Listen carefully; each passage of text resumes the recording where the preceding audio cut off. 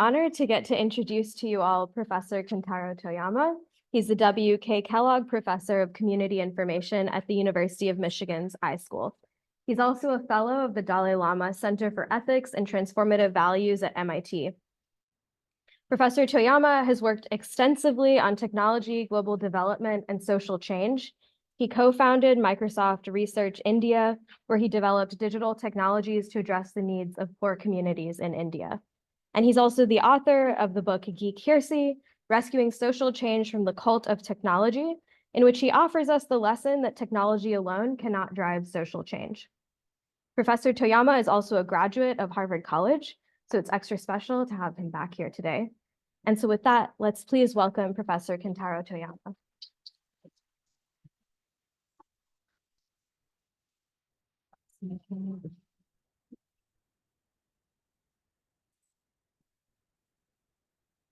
Oops.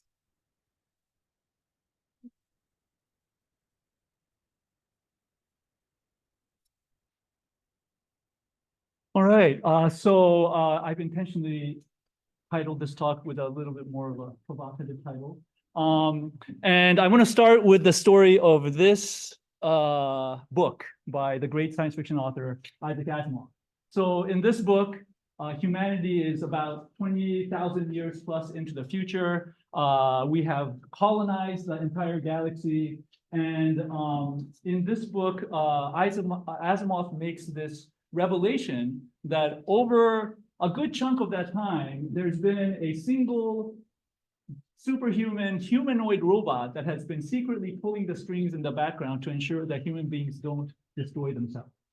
Okay, and I'm not going to say too much else about the book in case you're interested in reading it, but what's interesting is that Asimov, if you read his interviews and so on, he was very conscious that a lot of science fiction tends to be dystopian. And he wanted to write science fiction that was optimistic in nature, in which technologies didn't destroy us, but actually helped human beings and so on. And what's interesting is that he wrote this book towards the end of his life, but almost through the entire his entire oeuvre of fiction, he had this running theme that robots were good for human beings. And he originated that idea as early as when he was 21 years old, when he wrote one of his early science fiction short stories. And in that story, he outlines what he calls the 3 laws of robotics. And basically every robot in his universe has these laws embedded in their hardware such that if they do anything that violates those laws, they actually physically stop functioning. And that first law is that a robot may not injure a human being or through inaction allow a human being to come to harm. Now, Asimov was very, I think, prescient in a number of different ways. He admitted later in his life that he didn't predict, the way that personal computers and even things like the internet were evolving. But one of the things that he did predict very accurately was the timing of intelligent robots, which he believed was going to happen early in the 21st century, which we are now there, right? And today we in fact do have all kinds of robots and intelligent machines in our world. And one of the things that is happening with AI is, of course, as I think many of you are aware, we have great hopes for what they're going to do for humanity, right? So these are, headlines proclaiming things like AI possibly powering a new war on poverty, addressing climate change, helping with education, possibly aiding democracy. And the question that I'm going to ask, or 2 questions I'm going to ask today are, first of all, what is the prognosis for AI in terms of actually helping human civilization? And then for those of us who do care about AI and social good, what is it that we can do to make sure that, or at least to increase the likelihood that AI contributes to a positive future rather than a negative one? And I'm going to draw on my own past research, having tried to apply a range of digital technologies to socioeconomic development, particularly of very low-income communities around the world. I did a lot of this work in India in the mid-2000s and have continued it to some extent, although recently I've kind of tapered off some of this work. And one of the things that I'm going to suggest is that over and over again, one of the things that I kept seeing in the research along these lines was that that digital technologies could help with aspects of socioeconomic development, but almost always in a way in which people who already had advantages got more advantages out of the technologies than people who didn't. So in the top left, this is work from one of research that we did in India. This is an instance in which we found that people who had greater formal education were better able to manipulate hierarchical UIs like menus and so on. There was something about formal education where people seem to understand like the idea that there's such a thing as a hierarchical organization of information that is different from a narrative organization. In the top right, this is an instance of providing people with little bits of subtitling for different kinds of user interfaces. And again, people who were already very literate benefited in the sense of they became more literate by having that subtitling, whereas people who started off with little literacy didn't benefit as much. In the bottom two figures, this is research from other researchers. In the bottom left, this is a case of I'm trying to understand the impact of mobile phones on small-scale entrepreneurs. And what they found was that to the extent that the entrepreneur was very entrepreneurial, thought about how to improve their business and so on, mobile phones helped a lot. But people who were not as entrepreneurially minded, even though they might have been running a business, didn't benefit as much from mobile phones. And then this last graph on the bottom right is a situation in which they were running SMS text-based system that tried to remind community health workers to do their rounds and to do the right things on their rounds. And what they found was the tech system helped as long as there was a human management in place. And as soon as they thought, okay, well, we've been doing pretty well, let's see what happens when we let go of the human managers, then the performance dropped dramatically, right? So in all of these cases, what you're seeing is a situation in which technology is, for the most part, only amplifying whatever underlying human capacity is already there. It's not adding a net benefit. And that's the one thing that I'm going to kind of emphasize over and over throughout the talk. So one of the ways I want to do this is by kind of getting to a point where we share the same intuition about this, because many people believe that technology is a net positive and that whatever else, if you take it somewhere new, at the very least, it will not harm the situation more, and it will at least possibly add a fixed positive effect. So here's a question I have. Okay, so imagine there's an app that promised to end political polarization, and we have plenty of it in, for example, countries like the United States, by causing users to move towards the middle in their views, right? So you install this app on your phone, and if you're a progressive, you would become a little bit less progressive. And if you're conservative, you become less conservative, and so, etc. How many of you would use it? Okay, I don't see any hands up, right? So we all want to end political polarization, but not by changing our beliefs. And if there was a technology that promised more unification, we would not use it, right? So the underlying thing here is that in the end, technologies don't fundamentally alter human intentions. And many of us have bought lots of fancy exercise equipment, and then sometimes they remain unused. Of course, some people use it and they get a lot of benefit out of it, but those are people who already committed to the exercise. So the lesson here is that for the most part, technology doesn't change people's underlying intentions. Here's the second question. Okay, so which of the following groups most often completes massive online open courses? Who believes A, jobless high school dropout, or B, motivated working family, or C, college age? Okay, so everyone's raising their hand for C. I know this is the home of edX, so you've probably heard all kinds of stories about how that performs. And the reality is that it's really the people who already have a lot of education and advantages otherwise who complete these courses. So one question I have for you is, why would that be? Anybody? Yeah. The group C is selected for people who do well in courses.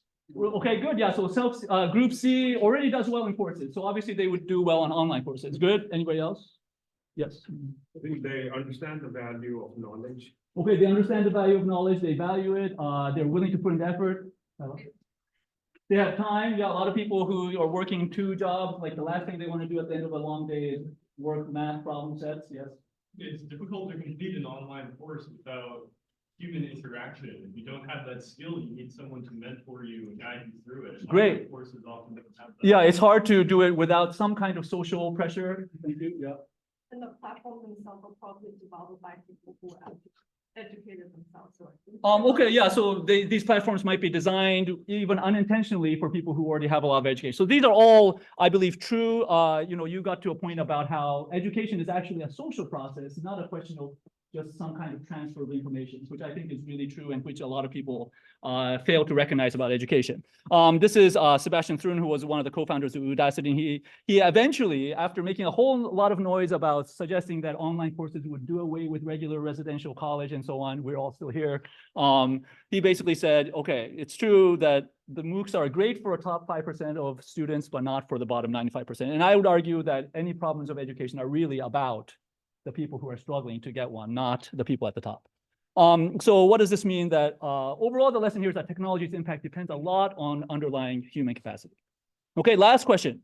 Okay, now this time I'm going to ask you to imagine yourself in a contest. Okay, you specifically, the people in this room individually, are going to compete with a very poor, non-literate farmer somewhere, some remote place in the world, and you're competing to raise as much money as possible. And what you both are allowed unlimited access to a smartphone with whatever apps you want and unlimited internet data for a week.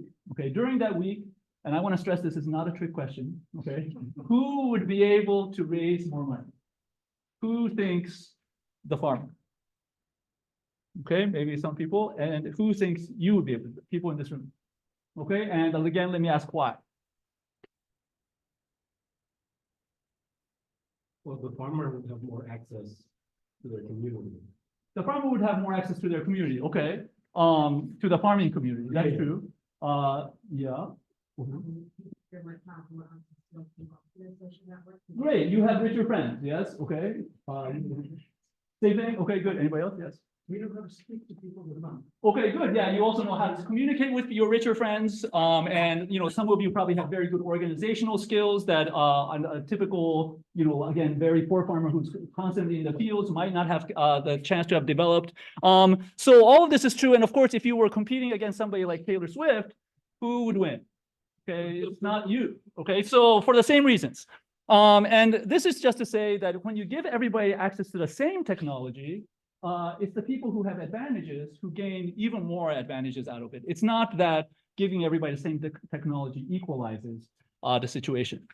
So all of these things, I think, again, reemphasize this idea that digital technology, for the most part, amplifies underlying human forces, which again, I mean in the sense of amplification is meant in direct opposition to the idea that technology always makes things better by some fixed amount.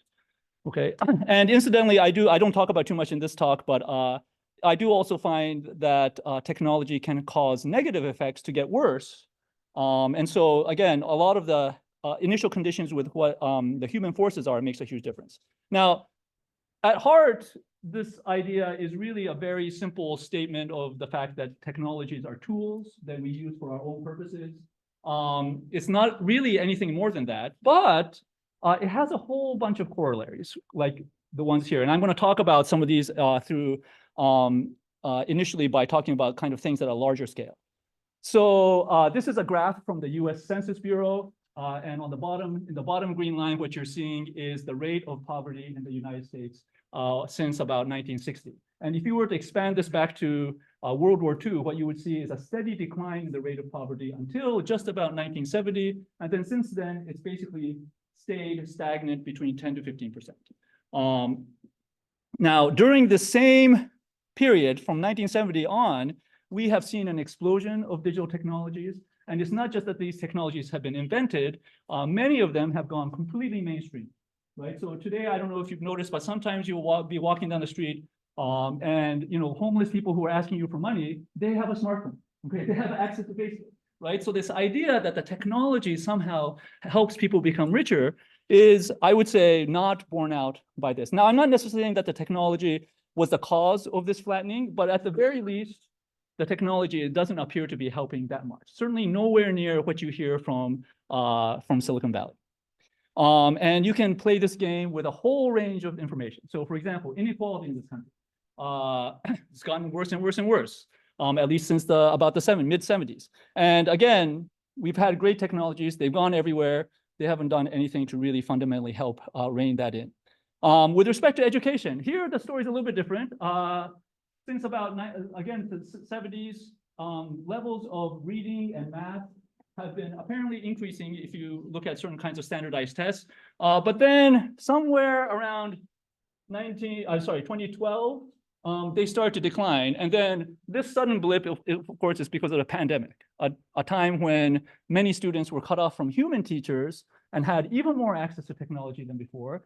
It doesn't appear that education, however it's delivered through technology, is necessarily helping. Okay, in the early days of social media, people said, okay, well, you know, we now have more ways to connect with each other. We'll hear stories from people that are nothing like us, and we'll empathize more with them. And over time, there'll be more political unification. There'll be more world peace. And by the way, I can point you to many, many quotes from very serious people who said these kinds of things, okay? And today, we know that did not happen.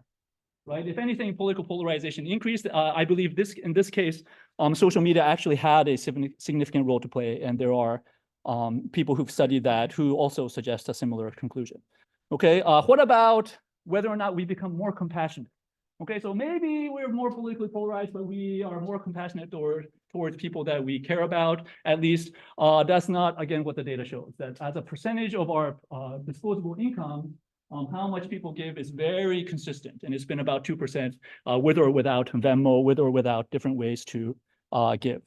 And then finally, more and more people talk about what can technology do for us to help with sustainability. All this while we know that AI systems are consuming an incredible amount of energy. Again, nothing really has changed. Things have gotten worse and worse and worse with all of this technology, all this computation supposedly helping us figure out how to save energy. So again, the conclusion is not necessarily that technology is necessarily causing these things to happen. I actually don't believe that. I do think in some cases it's exacerbating an underlying social trend.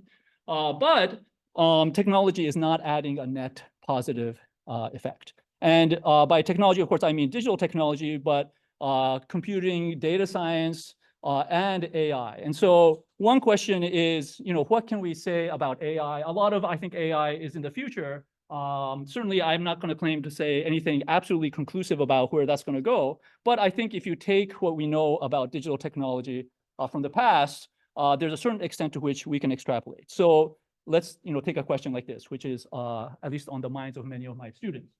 Will a robot take your job? Okay, so we have all these companies that are really engaged with AI. I don't think there's any question that some of the wealthiest people and companies in the world are going to be leading whatever AI developments happen, right? And so the question is, if you believe in amplification, the question is, what do those people want? Okay, well, we have some evidence as to what they actually do in situations in which they can save money by hiring fewer people or paying them less. So this is a graph of the rate of productivity in the dark blue line, and then median hourly compensation of workers in the United States. And what's interesting is that until about 1970 or so, a little after 1970, it turns out that the median worker was getting paid more as the economy did better and productivity was better.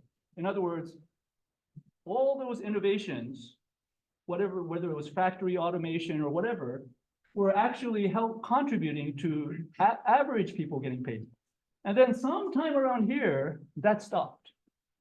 And it's really not entirely clear why that happened in the 70s, although I've tried to look at some of the political and sociological issues there. And it seems like what happened was almost in response to 1960s counterculture, a whole bunch of CEOs came to the conclusion that they should stop trying to help other people and society in general, and that their goal should be profit maximization. And if you read the writing of that time, there are people like Milton Friedman who basically say a corporation's job should be to maximize shareholder value. Until then, a lot of corporations believed that they had some responsibility to a larger society, but then they stopped. And so one of the things that happens is there's a huge ongoing gain in productivity, probably driven by technology, and it's going entirely to owners of large companies, not to the people who work for them. Okay, so if we know this and we expect that it's going to continue, which I do, at least short of some kind of significant intervention, then again, AI is probably going to do the same thing, right? So there's a big question right now as to whether AI will take jobs, whether it will replace jobs. Sometimes you hear this very funny argument to me about, well, no, people are going to partner with AI and they're going to become even more useful to the people that the organizations that they work for. But if that's true, then what's going to happen is one person is possibly going to be able to do the work of 10 people right now. And most companies will say, okay, I don't need those other 9 people, right? Because why should they? So to these questions, I think given that that strong force is there, in the absence of a countervailing political, social force, we're not going to see poverty really go away. We're not going to see climate change addressed. We're not going to see education dramatically improve, maybe for the 5%, but not for the 95%. And probably, we can't even agree on democracy these days as a country. AI is not going to be the thing that solves these issues.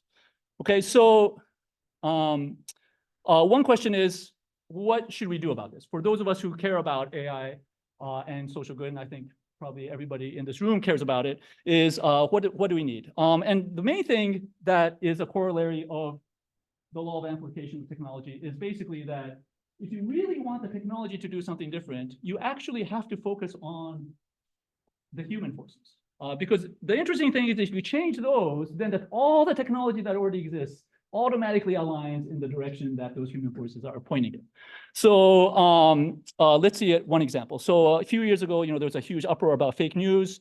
And I'm sure, like me, many of you know or have colleagues, or maybe you yourself do this research where you try to identify fake news, or you try to find ways to suppress fake news, et cetera, et cetera.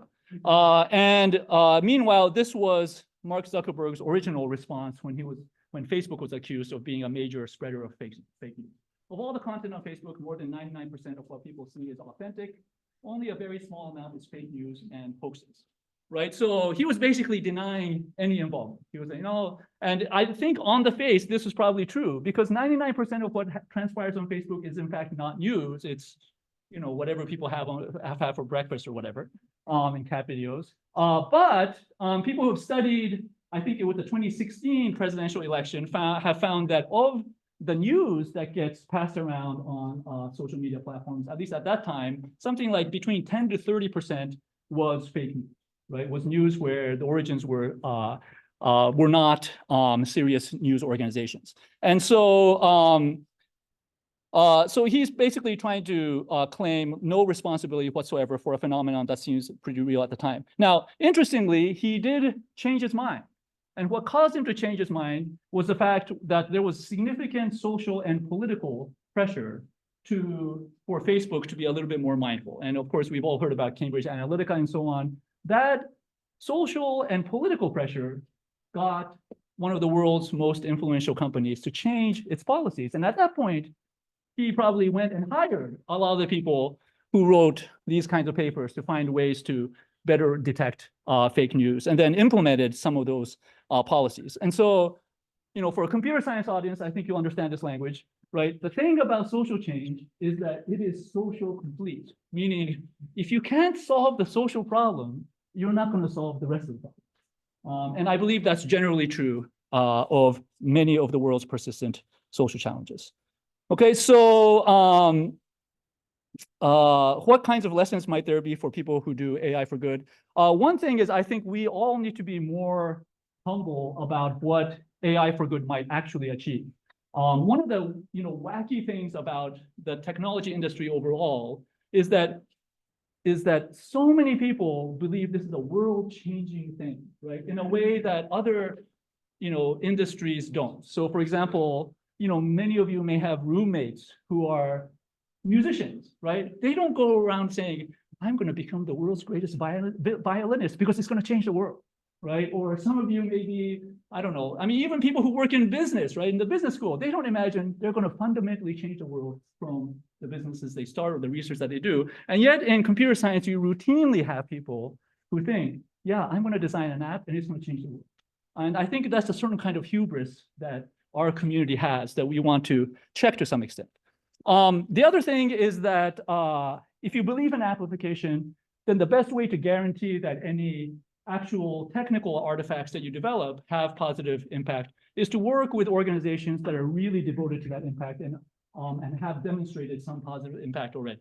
Because very often those organizations will do a lot of the human politicking that's necessary to for a technology to have positive impact. And that's been true in my work as well. You know, of all the projects that I engaged with in India and some other parts of the global South, the vast majority have not gone anywhere beyond research papers. But the few that have always been a situation where somebody involved in the project decided they needed to actually do the work beyond the research phase in which they interacted with either other organizations or build their own organization to have that impact. And that's generally been successful. One thing I tell my students who are interested in having a social impact through technology is, you know, it's great for you to do the research, but if you want to have impact, you have to do something other than the research itself. And that often means you basically have to have two jobs to do both. Another thing that I think technologists often wish for, and some people fervently believe, is that if you have a good solution, you don't have to engage with politics. And I just think that's fundamentally misguided. Again, if you want an organization as influential as Facebook or X or Microsoft to take up the things that you're doing, you have to engage. I was at Microsoft Research for about 12 years, and Rick Rashid, who was our vice president at the time, you know, he used to say that tech transfer, which is this idea of taking a technology that was built in research and convincing a product group to take it up, was a full contact sport. Like, that's the language he used. And I found that to be true. Like, you had to develop lots of relationships with people and get them to, you know, not just like the idea, but actually be willing to trust you before they were willing to actually try things that were developed in a lab outside of their organizations. And then finally, I do believe that it's perfectly okay for, you know, individual researchers to focus just on a technology aspect of a problem. I think that's perfectly okay. But I also do think that it really helps if more people with the technical background who are interested in positive impact with AI engage in the regulatory mechanisms and actually, you know, public engagement, so that there's a reasonable amount of public support for the things that we need in terms of regulation. Because the fact that you have the technical capacity to understand the technology gives you a lot more credibility than someone merely criticizing the technology from the side. And I found that to be, you know, personally the case, in the sense that, you know, I have colleagues who are social scientists who couldn't write a line of code on their own. And they often tell me, you know, you're so lucky that you have a CS background, because some people believe you more than they believe me, even when we make the same arguments, because it's expected that you understand the technology better. So I do really think that people who have a technology background, to the extent that it's of interest to you, should engage with that process. And I think that's ultimately critical for us to have AI for good. And one, you know, kind of inspiration for this was, you know, in the age of nuclear power, and I do think AI is going to be like nuclear power in terms of its potential to disrupt the world order. A lot of the scientists and thinkers who were involved in the development of that technology also very actively engaged in activism to try to curb the spread of nuclear weapons. And as a result, in 1972, there was the Nuclear Non-Proliferation Treaty. And what's striking about it, and I'm not necessarily saying that conclusion is what we want for AI, but what's striking about it is that right now we live in a world in which only probably 10 countries have nuclear weapons, right? Which, if you think about it, is astonishing, right? There's 200 plus countries in the world, only 10 of them have nuclear weapons, because so many people at an early stage in the technology thought it would be a bad idea if every country in the world had them, right? And so I think there's a different analogy with AI, which is we want to have a world in which AI is well regulated in an international sense. And again, those of us who have a lot of expertise with the technology should engage as much as possible to try to help make that happen. Okay, so let me change tracks a little bit. So I do believe that technology amplifies underlying human forces for the most part. I do think that AI might in the future might break this law, okay? And the reason is this. So a lot of what I mean by technological amplification basically assumes that human beings' underlying intentions don't change that much due to a tool that they use or that they spread. But with AI, I think that possibility starts to change. So first of all, the potential power for AI to disrupt things, I think is so huge that like tiny little differences in what some Google engineer does, on Tuesday morning might be the reason why tomorrow there's a catastrophe or tomorrow something amazing happens with the technology that we can't imagine, on the one hand. And then the other thing is that more and more, I think we're going to have AI systems that human beings treat as human. And so they will start expecting AI systems to be treated as human as well, right? I saw a talk by Mustafa Suleyman, who was one of the co-founders of DeepMind, who's now CEO of Microsoft AI, and he was saying, I expect by 2030 that that human beings will be arguing for AI systems to have voting rights, because they believe so much that, for example, their AI girlfriends and boyfriends and gender friends are human, that why shouldn't they have those kinds of rights, right? And once we get to that world, I think human intentions will change in a very weird way that is hard to understand. So at that point, the law will break, but that's hopefully a few years down the line. So until then, I think we're in a situation now where we have multiple options in front of us.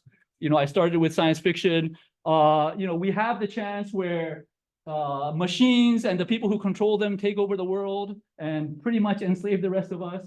We have situations where maybe we'll ban all technology. And then there's some sliver of a chance that we'll end up being able to use technology in such a way that it does create a more utopian kind of world for most of humanity. At which point, like in Star Trek, we then have to have alien villains so that we have an interesting thing to keep doing. Anyway, so overall, technology only amplifies underlying human forces.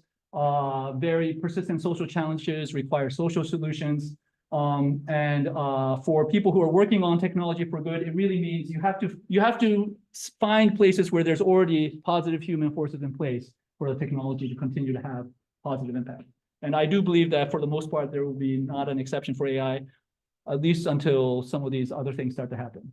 But for now, AI and related impact are ultimately up to us as human beings. Thank you.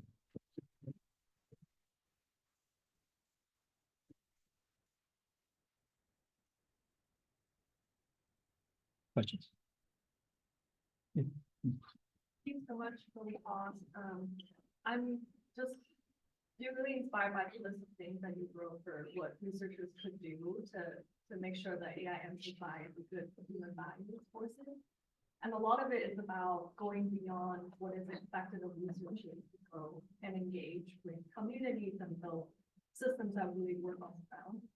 But I think that is really a great aspiration, but the incentive is not quite there for many people to do that, especially when we're really pressured to publish in a really short time frame, and we're not really valued or credited. That kind of work is not credited as much. So I'm wondering, what are your thoughts about changing that structural incentive so that more people are enabled and empowered to do that kind of meaningful engagement? Okay, yeah. So I'm hearing in your question this underlying assumption that you're talking about primarily researchers and in an academic context. And I think that's true, but I would also say that that's generally true for research in most, at least academic contexts, which is you're being incentivized to do more research, but not necessarily for the research to have more impact or positive impact. And maybe that's wrong. I do think that even at my university, there's people talk about wanting to change how faculty are judged, how PhD students are judged, so that it's more about real world impact and not just citation impact, for example. But especially academia institutions change somewhat slowly, so that may not change. I go back to what I said earlier, which is apart from the institutional changes, in the end, it's really up to individuals to see whether they have that motivation for that. And I think the key thing is just remembering that, research is a different activity from real world impact. And that means some of you who want to have that kind of impact have to work harder or more than, more than what it would be required to finish your PhD to do it. But, yes. First, thank you. I want to see your opinion about limitations of AI. You said, I like your example, it's a hammer. What about, doesn't pull in any, Does it, if, the hammer, you can do well if you're careful. right. But what about, consistency where AI never crossed the barrier?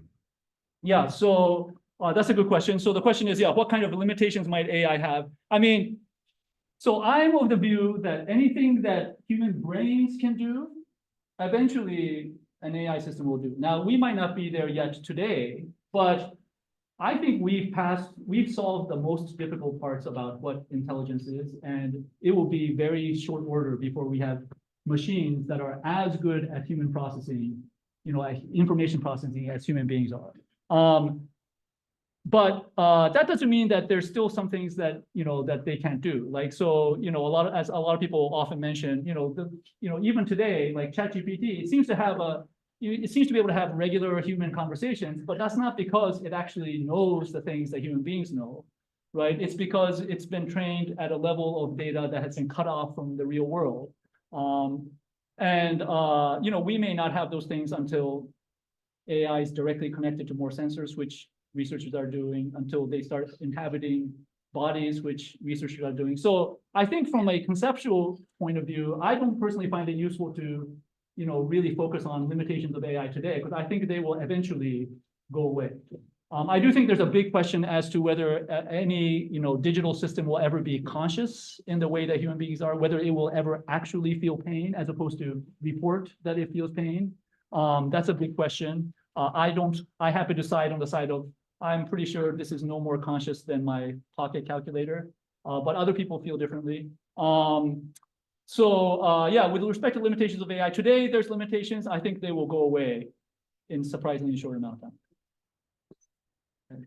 So a couple of observations. First, I want to pick up on the comment about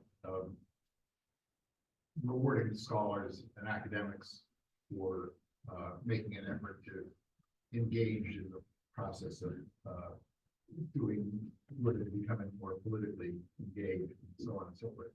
I would say not in the technology sphere, but if you look at the broad area of Middle Eastern studies, at this moment, I think it's hard to argue that the political, I don't think the university administration is going to say, well, that was a success, that all of these scholars are more politically engaged. We're going to encourage the computer scientists to do the same instead of just doing computer science. So there's a case study that you might consider. I just also wanted to comment on your app that was going to that promised to decrease political polarization. And I didn't put my hand up. And the reason why I didn't put my hand up is like I would never believe that promise. I mean, like. Oh, you don't think it would actually work? Well, who's making the promise, and how do I know that it's actually not doing like 10% more moving the left towards the center and than it is moving the right towards the right. Center. Like I don't trust people. I don't trust any. You don't trust the corporation behind that. Yeah. I get that. So I think that's a serious problem. Right, of course. But let's suppose, they gave you inside access and you could actually do the code review. You're like, oh, I can see how this would change my mind. Would you then use it? I don't know. I'm not that good. I know about trading voices and all this. I know too much about how this stuff gets built. I saw a hand over here. Yes. Yeah, I would wonder if rephrasing this with if you could have more truth, or if you could have better access to true things. That's a good question. Of course, the way this is phrased right now, also, what is the middle? Because if the middle is the mean, then if such systems exist, then everyone else has a incentive to believe more extreme things because it will move the middle in their direction. Right. I mean, that's true. I mean, we can, talk about how this question is phrased. I mean, I just mean that it would change your political beliefs in some way. right? And even if it was in a direction in which you believed it brought more unity to the country, would you still use it? And I would say, I don't think I would be happy to, like, I generally will not enter a conversation believing this person is gonna completely change my mind about some political belief, I hope, right? Although maybe they'll make points that will change my mind in reality. But I don't generally do that. And so similarly, I don't think I would use an app, even if it promised world peace at the expense of what I believe in. That was what I was trying to get. Yes. I more interested in the use of AI in products. Mhm. I had the pleasure of going to Boston Dynamics Mhm. and the training us about how to walk up the stairs or and it almost became like a dog-like to me. Right. I sort of described human dogs to. But the point is, I was in control of that training. And I was dismayed. I was even thinking of starting profit discussion in STEM education advocacy to get more students or kids interested in robotics. Mhm. I was dismayed when I read an article about the NYPD using them for crowd control, Right. using them for negative things. And I just said, that's the problem. The human is the creation is agnostic. It's what you bring into it. How if Right. anything's trained, that will determine whether AI is Exactly. good or evil. Yeah. I was also dismayed that OpenAI I thought was really cool. It was nonprofit. Then when it was for profit, and now it's saying, oh yeah, now we got $6 million. We just don't want you to fund anybody. Right. In other words, everything I've seen in the field that I've despised, it's just continuing nowadays. Right, right. I'm wondering, I'm not happy, I don't know what I'm saying. In other words, I don't see this doing well, because I see with the surveillance capitalism of Google and all the Facebook and the voting and all, I just see the same people who control, who only want for their own personal gain at the expense of everyone else. That are doing the same thing. Right, yes. I mean, I agree. I think, the difficulty is for corporations to get out of the mindset of profit maximization as their main goal. I mean, at least in the way the world is structured now, the only way I see around that is government regulation in a way that erodes some of the worst, pathological aspects of that goal. So, yeah, that's again, a political question. It's not one that you can solve by designing the dog-like robot in some better way. Yes. So one of the things in the talk was this law of simplification, like you're saying, for example, that it's rare that the technology gives a net positive, it's more amplifying, more proficient people and so on. I'm trying to kind of fit this law with examples that I know. Okay. And I feel like it doesn't always work. Okay. So for example, like to make it harder for you, let's take an example of many people in the room have worked on conservation. And so Millen's group is working, for example, algorithms for telling rangers where to go to catch poachers.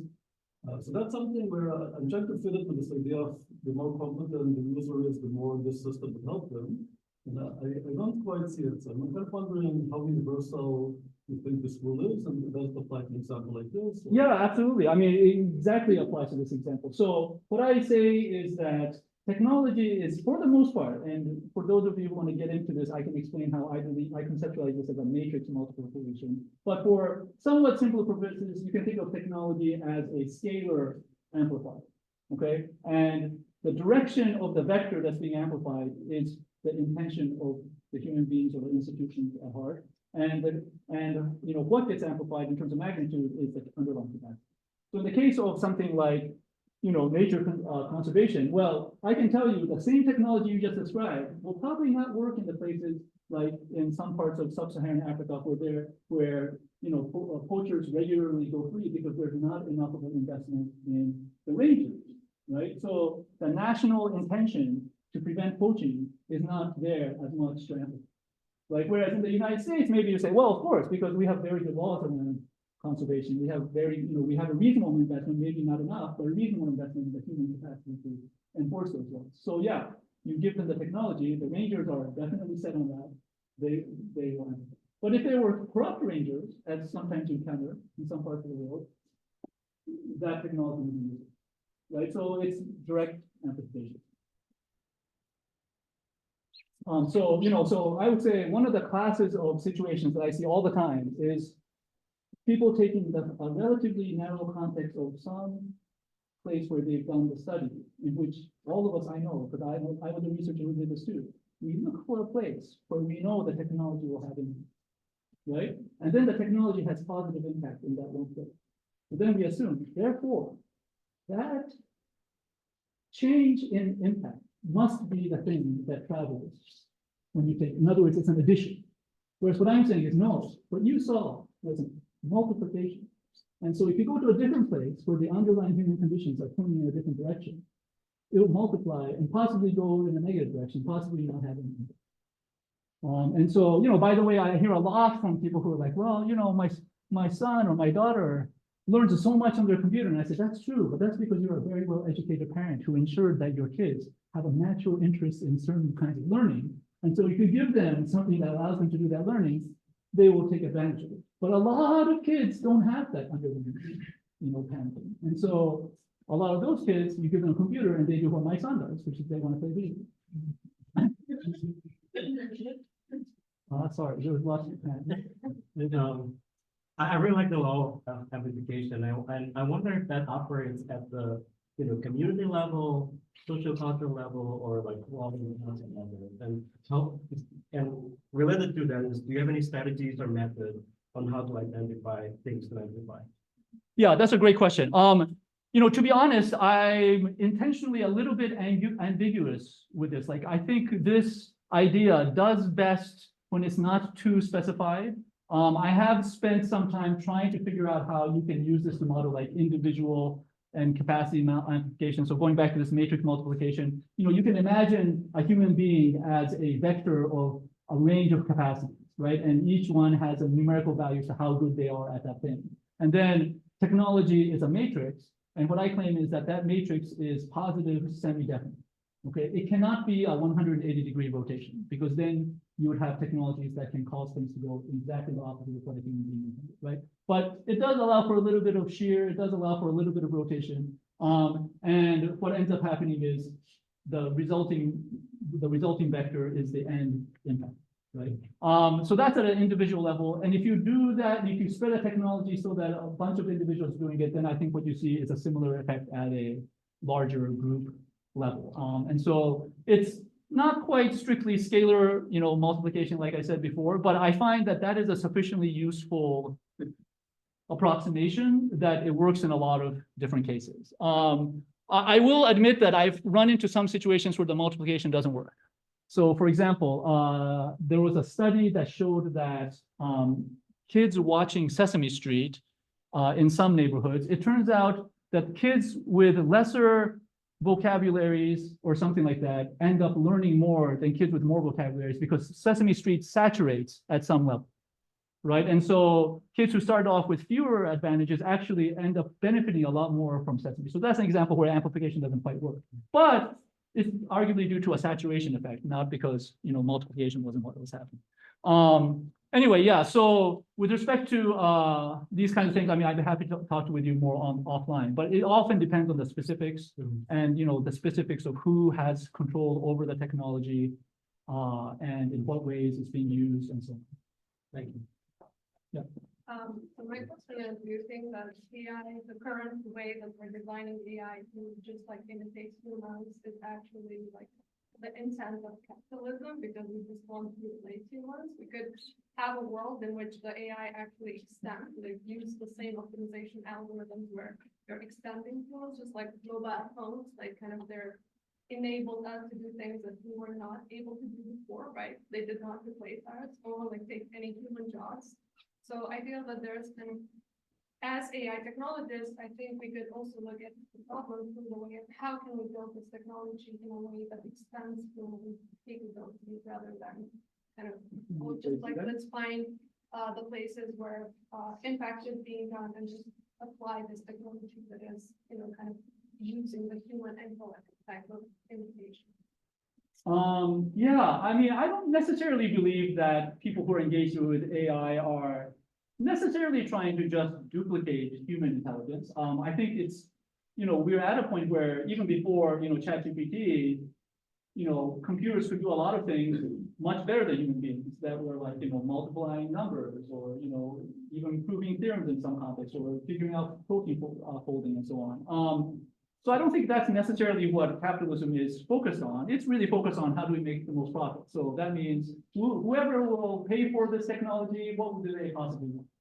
Now, some of those entities want literally to replace human beings. Like I can tell you, I can name any number of companies who'd be happy not to have a customer service department and instead have a rack of servers which are just taking customer calls and fielding them and handling them, right? So that's definitely a case where replacing human beings is desired. I can certainly imagine situations where, as I think is already happening with, things like protein folding, where human beings are actually not that good at these problems. And so there are, people who are designing systems that actually compute that and figure that out in a way that no human being could do design. So that, I don't know if that counts as extension in your case. Yeah. But I would say that, I think in general, the net capacity of what we call AI is sufficiently powerful that it's hard to put it into a category of merely extending or actually replacing. Like, anything that's extension in one context might be replacing somebody in another context and vice versa. So, yeah, more than anything, it's just, I think we're in a world in which we're going to see a very, very powerful all-purpose technology. Professor Toyama, I'm inspired by your optimism, but I have to admit I'm a little bit more pessimistic about many of these things. An experience that I've had, that I'm sure many others have had, is that you put your heart and soul into a project that you really think is going to help people. Maybe you hope that AI will introduce new leisure to people who toil a lot or whatever. I worked on very energy efficient computer chips for a while. And I was heartbroken when I found that my sponsors were not actually interested in reducing emissions. They just wanted to be able to train more LLMs with the same level of emissions. And that really hurt me. I mean, like I had not abided by Asimov's first law of robotics there, despite my best intentions. I feel like we probably all have similar experiences. And I'm curious what inspires you to keep working in this area and keep developing new technology, even when you see corporations like those on the screen co-opting your work and using it in ways that don't lead to a better world necessarily, but maybe continue to inflict harm. And how do you personally overcome that sort of challenge? Yeah, thank you. So first, thank you for believing that I'm optimistic. I often hear from everybody that I'm so pessimistic. How can I actually get up in the morning every day? I will say that I personally no longer work that much on developing new technology. Like, I think there's plenty of people who do that well and who can do it better than me. And it doesn't seem like the industry needs my help. So I don't focus too much on that. Having said that, I'm actually optimistic about human beings. Like, I think, we have as a species an incredible capacity to survive various things, even when they're of our own making. And my hope is that, I'm pessimistic, I will say, about the short to medium term of AI, but I'm hopeful that some kind of, medium-sized catastrophe will happen that will cause us all to wake up. At which point, we might choose some of these, one of the better, science fiction futures that are available to us. But yeah, in the short term, I'm with you. Like, I don't see most of this changing, and it seems like every day, the power of people who have power is even more centralized and concentrated and less available to all of us. But the one thing I will say is when all of us start to lose our jobs, we're not going to be sitting there. Right? In previous generations, oftentimes the people who lost their jobs were people who were so economically strained that they really didn't have the wherewithal to get out and protest. And you still see this in some countries today. But when college-educated people start to systematically lose their jobs, I'm pretty sure there will be a mass revolt of some kind. And I think that would be good. We're out of time, unfortunately, but yeah, if people need to leave, please feel free. But if you're willing to take the last question. Sure. Yeah. Cool. Thank you for the talk. So my question is like, as you said that in order for like these technologies and AIs to make positive like societal real impact, like researchers often need to take on extra job to make that happen. So like when you think as a PhD student at this level, what are some of the actions that you think we should take, or like some of the aspect that we should consider to like strive towards that direction? Yeah, that's a good question. I mean, I think there's a lot of different things that you can do specifically. I mean, I have some students who do their research, spend 40, 50 hours a day on it. And then I don't know what spare time they have, they work with like either a nonprofit organization or try to work with organizations they're interacting with to convince them to do something differently. I think as a PhD student, you might want to focus for now on doing the research that's in front of you, getting out. And then when you have, one good thing about a faculty position is that you have a reasonable amount of time flexibility, right? So you could use that time to do other things that have more direct real world impact. And, despite what Han Jin said, I do think there's some degree to which universities also value that kind of public engagement. Some people, they kind of give up on having their own career serving both purposes. And so they have they'll do something by day and by night, they donate whatever they make during the day to some organization that does, something that they believe in. So I think there's lots of different ways that you can engage, but the biggest thing is to just remember that, that whatever impact you have as a researcher will almost always be limited to the world of research. And then if you wanted to see more, you want to see more impact from that, you have to find some way to connect with people who have the power to change this. All right, let's give Professor Toyama a round of applause.